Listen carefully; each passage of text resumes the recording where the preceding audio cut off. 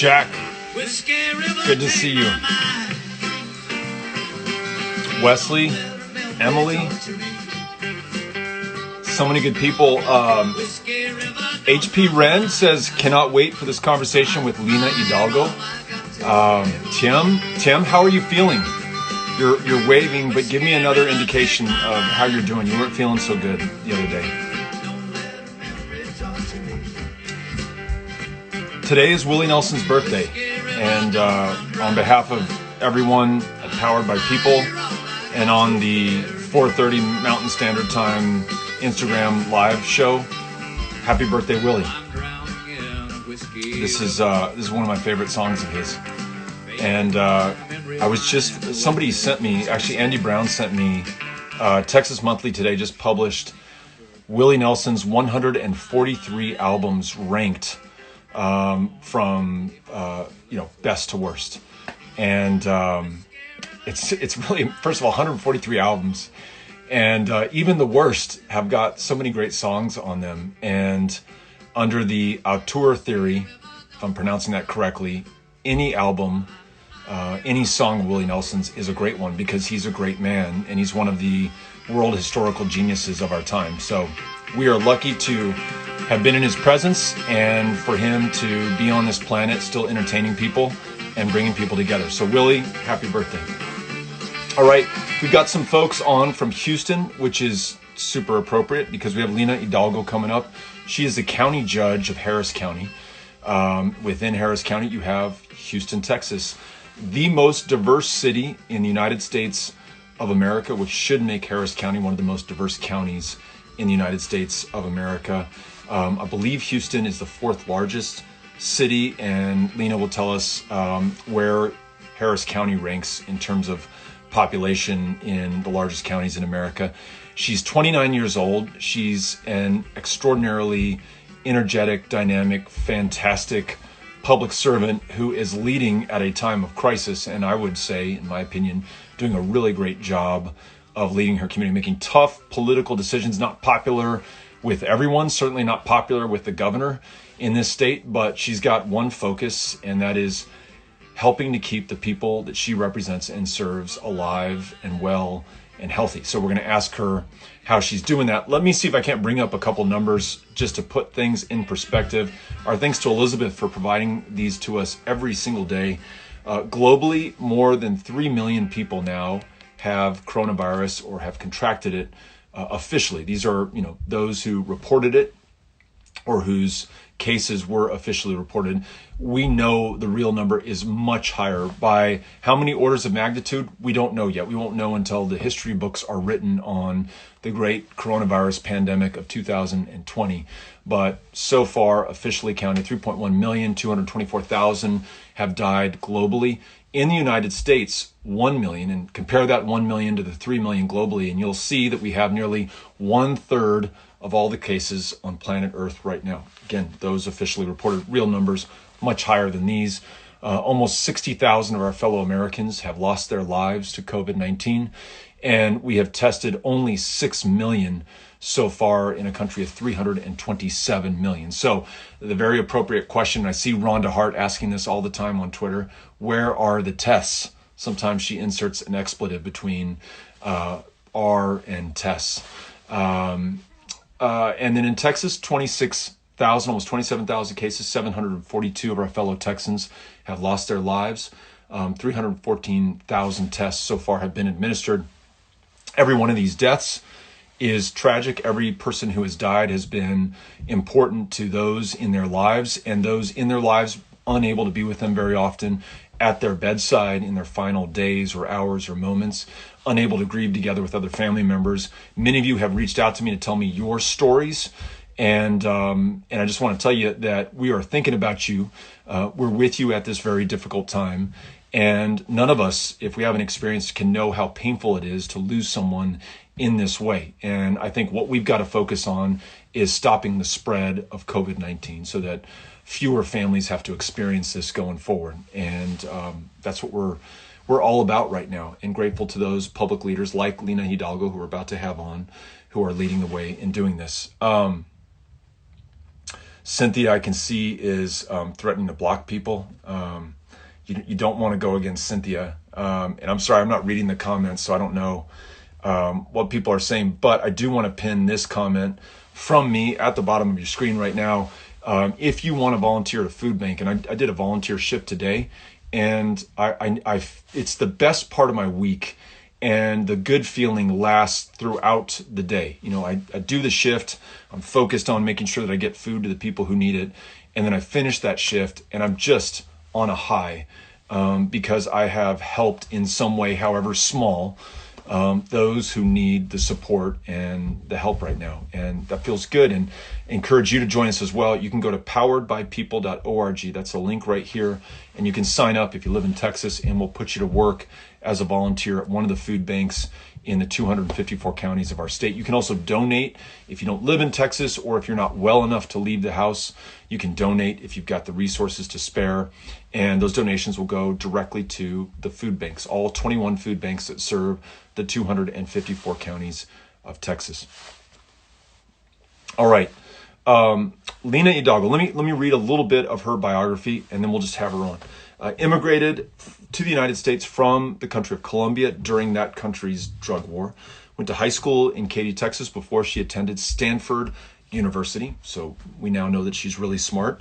Worked for the Texas Civil Rights Project, and also worked overseas to support journalists in Southeast Asia. At 27 years old, let that sink in, was elected the first Latina to serve as the Harris County Judge. That was back in 2018. I got to be on the campaign trail with her at a few events, and it's really amazing to be with someone who is such a long shot, as she probably herself would admit she was, who's now in one of the greatest positions of power and public trust in the country, leading Harris County here in Texas. She's worked on bail reform, aggressive flood mitigation. This is the community that suffered the brunt of Harvey in 2017, and some parts of it have yet to recover, and is now the director of emergency management in Harris County in that part of Southeast Texas, and is leading the response to COVID-19. So I will now attempt to perform one of the most perilous acts on this show, which is actually connecting with the person that we're supposed to interview. First, we've got to find them on the list of people requested to join the show. I see Lina on there, so we're going to bring her on now. I have a little Willie Nelson for you while we're having her come up. Lina, how are you? Hey, how you doing? I'm good. Are you in your official office, or is this your home? This is our Office of Emergency Management. So I'm in charge of emergency management for Harris County, and we work out here with first responders and public health folks. So this is really where I spend most of my days. I'm normally wearing a mask. I've got it right here, and yeah, so not home. It wouldn't look this nice. Speaking of home, how are you doing personally, and how is your family doing? Good. You know, I haven't seen them in a while, because I am in contact with people, you know, the first responders that are here. We try and keep as much of a distance as we can from each other, from the press as well, but I don't want them, you know, in any peril. But, you know, they've been well, and like everybody, just trying to do their part to stay home. But what do you have going on over there? Is that a basement? It is a basement, and we really need to upgrade our game. I just saw a clip of Hillary Clinton on Joe Biden's, video stream, and they're both in these like immaculately clean, well-ordered living rooms with sunshine beaming in. Joe's got a football and some books on his bookcase. Hillary Clinton has some freshly picked flowers. And I've got some musty old sleeping bags in the basement. But the challenge is, if I go upstairs, we've got 3 kids who are 13, 11, and 9. And I don't want to interfere with, so I want them to be able to go nuts in the house, you know, play ball, play games, yell at each other, play music. And so this is where I can just hang out and not get in everybody else's way. So yeah, no, my apartment would just be white walls. So but we, you know, we're jealous in a way. We don't have basements in Houston for folks watching from outside of Houston. It's kind of a rarity in Texas. It is. They would flood if they did. So that is that's pretty neat. So let me ask you about something. You said normally you would have a face covering on right now. A lot of people who don't live in Houston or Harris County and who live in Texas have heard about you because not only did you order or mandate or regulate that your constituents must wear a face covering to protect them and protect other people and stop the spread of coronavirus and save lives, but you also said that you were going to enforce this with a fine. And sorry, Cynthia's like texting me at the same time, telling me I've got to block some people. That you've got there's a fine, but the governor earlier this week said that he was going to reopen the state on Friday, and that his order, his mandate, takes precedence over what you've decided to do at the county. So for those in Harris County, Houston, Texas, who are confused about what they do on Friday, do they still need to wear a face covering? And what else should they know as some businesses start to reopen in your community? Yeah, look, first for everyone, just for context, and you mentioned it briefly. So Harris County, third largest county in the country, home to Houston and 33 cities in addition to Houston. We're about 5 million people. We'll see what the census, obviously. And so my commitment has been to try and keep my community safe. I'm essentially, my title is county judge, but it's an executive position. So I'm in charge of keeping them safe. And all the time, my North Star has been science, has been data. Even when there's not a crisis, we've got a joke going around. I'm always asking about best practices, And so we all know, and folks say it even at the federal level in other countries, that wearing a face covering, and I appreciate your mentioning, it doesn't have to be a mask. Wearing a face covering is that physical barrier that you put between yourself and somebody else. So it was a no-brainer for us. If we're going to keep the community safe, we have to require folks to wear a face covering. Now, we were in Harris County, we've not had the type of situation we've seen in New York, for example, or in other communities that have been very, very hard hit. And that's because we took steps very early. I was, one of the first counties to shut down bars and restaurants, one of the first counties in Texas to order stay-at-home order, and then, of course, this face coverings order. With all of those, we had, well, the first two, so the restaurants and bars and the stay home, we had fines and jail time, because the business owners, some unscrupulous ones, obviously were saying, well, I'm just going to pay the fine and I'm going to continue operating. And we didn't want to create that that incentive. And so that's why we included jail time and a fine. Now for the face coverings, we said, look, it's just individuals, so we need that fine, not because we're going to go enforce it. And what's interesting is we've asked all our cities and our sheriff and our constables, and I don't think a single fine has been handed out or a single arrest this entire time under the stay home order or under the bars and restaurants order, nor was it going to be under the mask order, because what's beautiful about this community, and I think really our country, is folks are doing their part. We didn't need, if anything, the police would just approach them and say, hey, you got to close, and they would do it. So there was no need. And so, that's kind of the background context. It became this political food fight here all throughout Texas, which was really disappointing. It was people basically saying, even though there's fines in other counties, in other cities within Texas, it became just this political issue with folks fighting over whether there should be fines or no fines. And I just basically said, we don't have time to be distracted with politics, and it's very clear what folks are trying to do. And so tomorrow, if you are in Harris County, if you are in Texas, what the governor has said is the face covering orders can stand. They just can't contain a fine. And so my order stands in the sense that, and the science stands, that we need people to wear a face covering. Functionally, in practice, the result may be the same, because I think folks got the message as to how important it was. But for me, the biggest change is I hope this put an end to what was becoming, really embarrassing, I think, a political sideshow that just tells you, some folks are still trying to advance, their politics, their personal politics in the midst of a crisis. And I just don't have time for that, trying to run this county.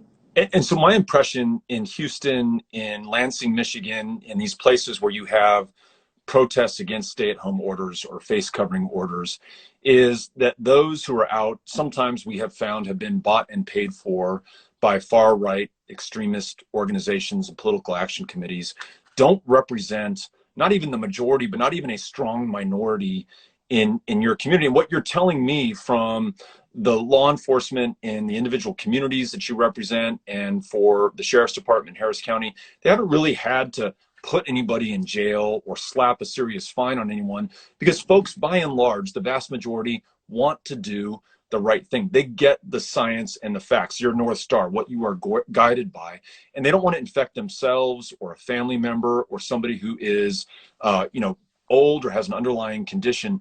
That's reassuring to hear, because sometimes, the press loves a good sensational story. They want a fight, right? They want to see you up against these people who are dressed in, camouflage in some cases, in some instances, bringing firearms out. And then in the irony of all ironies, very conservative women holding signs saying, government, you have no say over what happens with my body, talking about face masks, but that saying could lend itself to how we treat reproductive care in this state. Tell me your thoughts on the governor's decision to reopen Texas. And for those who don't know what the governor decided, he has basically said that all retail establishments, restaurants, movie theaters, and malls, and there are some exceptions, can reopen as long as they limit capacity to 25% or less. And that's all supposed to start Friday. What are your thoughts on this? Yeah, I mean, you did bring up one point, and before I get to a bit of on the mask, and the face coverings, is people think it's about them. The sort of extremist folks who are trying to make a point and score some political protest points by saying, you have no right to tell me what to do because it's me. And the thing is, the face covering is not about the person wearing it. It's about everybody else. You have a right to not wear a mask so long as you're not wearing a mask is not leading to somebody's death or somebody's illness. And you may be standing at the grocery store next to someone who's, could die from the virus, or who lives with somebody who could die from the virus. You could be killing your grandma by not wearing a mask, a face covering, or whatever it is, a t-shirt, whatever it is. And so that's really the point that makes it very clear, is folks who are trying to take that spin. It's like, it's not about you. It's about all of us. And so it's not time to be selfish. And just as we have, fines and requirements for people who park in a handicapped spot, we're affected somebody else, we got to do it for this. In terms of the reopening, all of us leaders, local leaders, right? Very much this war is being fought in local communities around the country. And so we've all been thinking about, how do we reopen, because we know we can't keep a stay-home order on forever. And I've been in touch with other county executives and mayors and all around the country. And so we were developing a plan here in Harris County, basically where when our admissions rates got to a certain level, we were going up, and then we kind of hit a flattening, and we never really quite came back down. And so we were saying we're going to try and wait until then. And then we had a plan, our 3 T's. So we're going to be enough testing, enough contact tracing, and then the treatment at the hospitals. The governor has ordered that we begin opening up starting tomorrow. And so retail and restaurants that are 25% capacity, churches and communities of faith, as long as they do social distancing. Frankly, the timeline is faster than what I had planned, what I had in mind. I mean, obviously I hadn't announced anything by this Friday. And so, but that doesn't mean that I don't want it to succeed. While I may not agree with how quickly it's happening, because the last thing I want is for my community, for this huge county to backtrack, to end up where we have to shut everything down again, or worse, to end up in the fate that we avoided the first time around, which was an overwhelmed healthcare system. And so what we've done is we're literally working day and night. We already were working day and night 7 days a week. And if it was possible to work any more, we're doing that to try and adhere our strategy to this new timeline. And so we have maximize testing. We're able to take it to the communities that need it. We've got a strike force that takes tests into nursing homes and other places where people live close together. We're hiring an army of contact tracers, so we're aiming at 300 very quickly on top of what we have, and we're just furiously recruiting and training and looking at volunteers and other county employees. I mean, it's just a race against time, but ultimately it's on every resident here and really in every community around the state and around the country. Is each of us in this situation has the power to control the direction of the disaster, to determine whether it's a Category 5 hurricane or Category 3, if there could be that analogy. That's on us. Are you open to taking some questions from the folks who are watching this? There are a lot of questions. You can't read the comments while you're talking because you're focusing on what you're saying, but there's a lot of love. You can see the hearts pop up, which is a good demonstration of that. There's some requests for you to throw your hat in for vice presidential consideration or to establish an exploratory committee for the next presidential election cycle. So there's some real love for it. Yeah, absolutely. Let's okay, take some questions.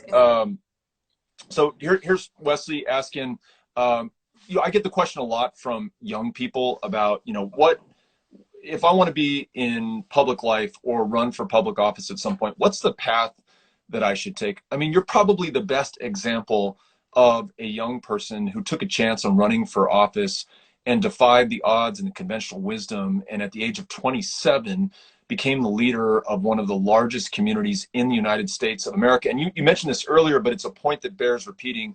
Unlike county judges and county governments in other states, in Texas, we have a kind of a strong county form of government, and the county judge, Lina Hidalgo, in this case, is the chief executive for that entire. How many constituents do you have? Around 5 million. Yeah. So you represent 5 million people, which is amazing. So Wesley's asking you, what inspired you to run for office in the first place, and now to become county judge? Yeah, Wesley, good question. And yes, so we're in population, we're about the size of the state of Colorado, and so it is a lot of people. And for me, I'm one of the women. I was actually in the middle of my graduate studies. I'd done some work, went back to school when the 2016 election happened. And by then, we'd had 2 500-year floods in Harris County. This was right before Harvey, but we'd already had these massive floods, and I was wondering why people weren't doing more about it. I'd worked with folks on the loosing side of the criminal justice system, the largest mental health facility in the entire state of Texas, and this well. Beto is our Harris County jail. Yep. I'd worked on the difficult side of our healthcare system here, and so I figured, if the current occupant of the White House can do it, so can I. And I'd always been an advocate, someone that was sort of beating the system into shape from the outside. And I thought, I'm just gonna go on the inside. I knew that this position controlled the budget, and the budget is about priorities, about $5 billion annually. And so it was about prioritizing people and the needs that just hadn't been at the top of the list, that weren't reflecting the values of the community. And it was great. Once I got on the campaign trail, I began looking around, and there were so many other women who had the same idea. I ran the campaign alongside Beto's senatorial race, but also alongside those women judges. I'm sure you guys have seen, there was 19 African-American women judges who were elected here in Harris County. And so it was this beautiful, sisterhood. And I've worked with them now on felony bail reform in Harris County, misdemeanor bail. So nobody is in jail simply because they can't pay, for a misdemeanor. We've worked with them now through COVID.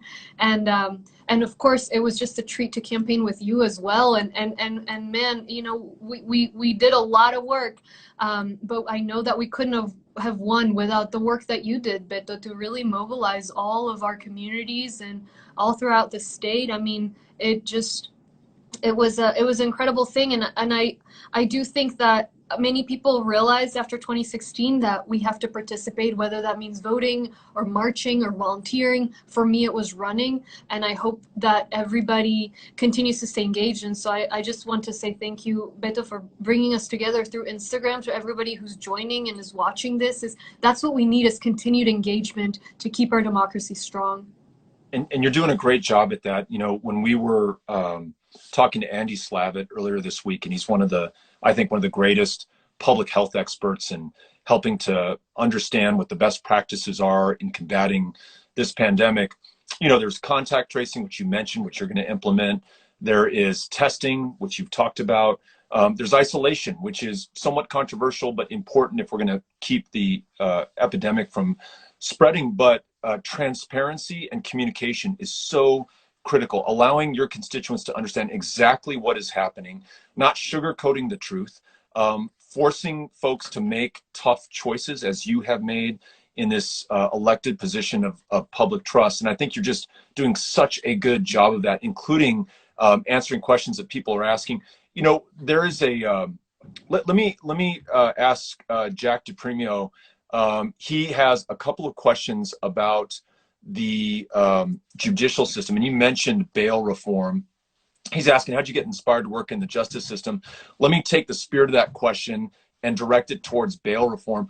Folks may or may not know this, but you know, you can be too poor for justice in most of the United States. So a wealthy person and a poor person get arrested for the same crime. They haven't been convicted yet. There has not been a trial. They are held in jail. The wealthy person can pay a bond or a bail and bail out and, you know, live in their home until their court date. A poor person, if they don't have the resources, must stay in jail. And today we're talking about staying in jail in the midst of this pandemic where you don't want to be in close quarters with other people. Talk about the fight for bail reform in Harris County, because you all are a leader on the national stage. Yeah, so it's exactly what you said. And, you know, folks forget that money doesn't make you any safer, right?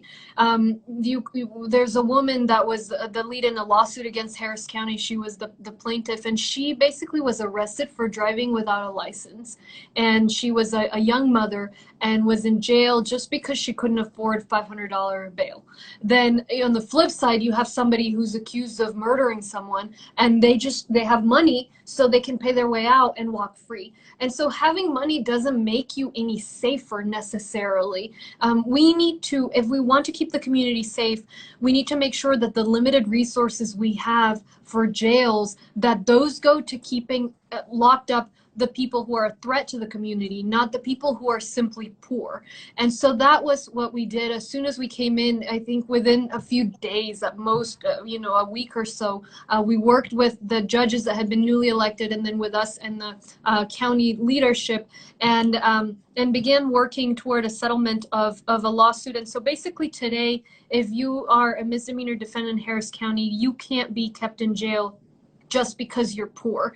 And you know, it's just incredibly important. It's a key step. We still have to work. There's so many broken issues. Another issue we had was appointment of counsel. So the judges were allowed to just choose a lawyer. So obviously the incentive was to pick a lawyer for people who couldn't afford a lawyer, who pick a lawyer that will settle the case quickly, or that donates to your campaign, or, you know, that kind of thing. And so now we've reformed the system so that lawyers are appointed through an unbiased way, at least for the majority of the cases. We're trying to work through all of the different types of judges, you know, to do that. The other thing is, you know, our public defender's office. We didn't have a public defender's office in Harris County until a couple years ago. We increased the public defender's budget.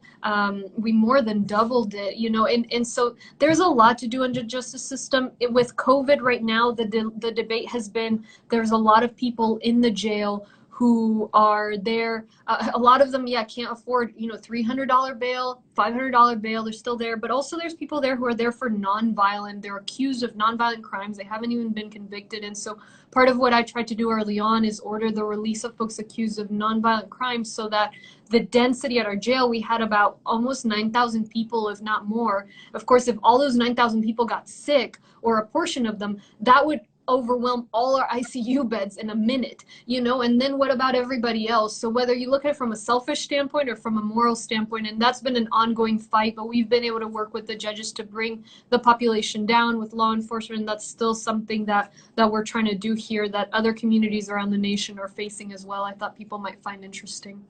Lina, I know it's right at the top of the hour. Do you have time for one last question? Yeah, of course.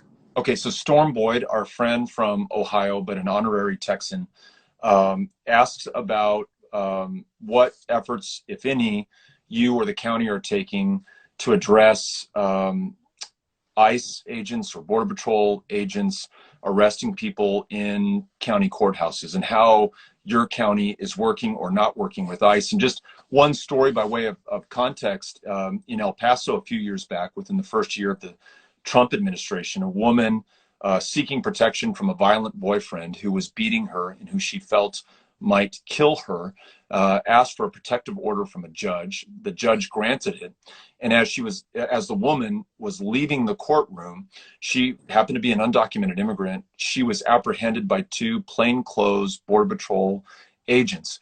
And now, not only does that seem like an injustice to me, but it had a chilling effect throughout the larger immigrant community, which means fewer people were going to come forward to report a crime or to seek safety for themselves or to testify in a trial or to serve as a witness. And it demonstrably made El Paso less safe by doing this. So beyond what you feel about immigration and ensuring that undocumented have a path to citizenship, just in terms of public safety and supporting law enforcement in the job that they're doing, when you make immigrants fearful of interacting with the criminal justice system, it can have a real negative consequence. Any development on that in your terms so far as county judge in Harris County? Yeah, there's just so much to say on this. You know, Harris County is 25% immigrant. 1 in 4 children around have a parent who is an immigrant, who is undocumented. So this is a big issue for us. What adds some complexity to the matter is Texas has a law, the Show Me Your Paper bill, which includes different parameters and basically says if the county or the county sheriff does not cooperate with ICE, they would take away funding for massive key programs and could even throw our sheriff in jail. And so we have to allow ICE to come into the jail. Now, this interacts with what we were saying earlier in terms of bail reform. If somebody who's arrested on a misdemeanor, who is too poor to pay, is not forced to stay there, the faster they get out of there and go back home, and of course they'll have to come to court eventually. It's not like they're just let off the hook, but they're not made to stay in the jail simply because they're poor.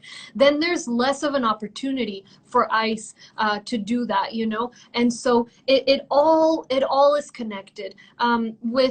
So we're doing everything we can. Whenever there have been raids and all of that, the county has taken a position that we are not cooperating in any way. The problem is if we proactively stand in the way, we would fall afoul of this law that I was talking about that's just incredibly repressive and problematic in Texas. And so again, why it's important to vote for all kinds of elections.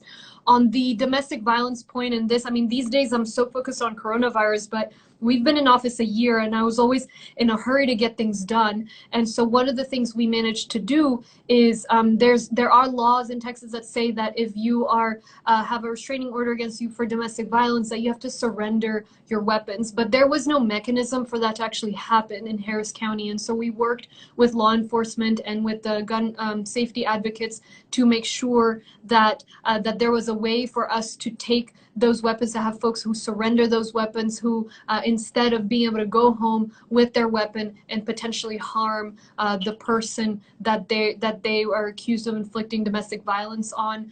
We've done a lot of work on distributing gun locks, trying to get a system to work faster so that any antecedents that may lead to particularly gun violence, that folks who are selling guns are aware of that. So, we're working on all kinds of issues. We have an immigrant legal defense fund that we established in Harris County as well. We know that women and children are made to appear at court without an attorney.